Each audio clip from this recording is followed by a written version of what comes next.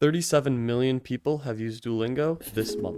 And this is impressive, don't get me wrong, but I'd wager that a very large proportion of these people aren't using Duolingo to its fullest potential. I have been using Duolingo for 2 years in such a way that's allowed me to learn 2 different languages, and in this video I'm going to uncover the #1 biggest mistake I see Duolingo users making, and how you can avoid this mistake and accelerate your language learning journey.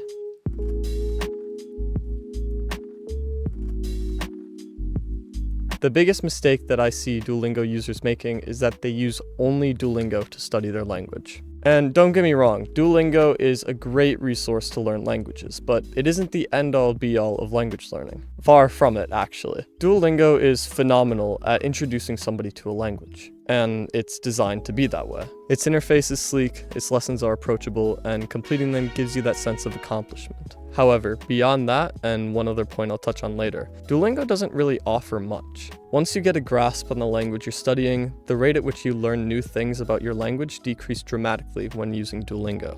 And in order to continue learning and growing, other tools start to become necessary. A good metaphor is like when you were learning to read. You started out with children's books and somebody helping you to sound out the words. But after a while, you became good enough as to where you didn't need a helper anymore. And then you became good enough as to where you didn't need pictures in the book anymore. And then you became good enough as to where you could read complex sentences without a second thought. Learning a language is exactly like that, with Duolingo being the children's book. When you first begin learning a language, it is absolutely phenomenal at holding your hand and walking you through the simplest rules of grammar and vocabulary. But then, as your skill with the language increases, the content that you need to digest needs to become more difficult as well. And when you get good enough at a language, you start to rely on Duolingo less and less. Much to the same way as when you get good at reading, you read less and less children's books. And now the question becomes, should I stop using Duolingo once I've outgrown the need for it?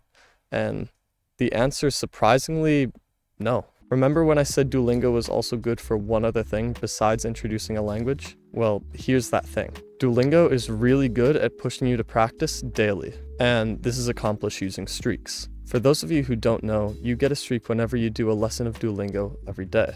The more days in a row, the higher your streak becomes. Duolingo has many features that makes keeping a streak easier on this app than other apps, with notifications, a leaderboard as to where you can see other people's streaks, and a friends list where you guys can compete to see who has the longest streak. The fact that Duolingo is pushing you to keep a streak every day means that you are more inclined to practice your language every day.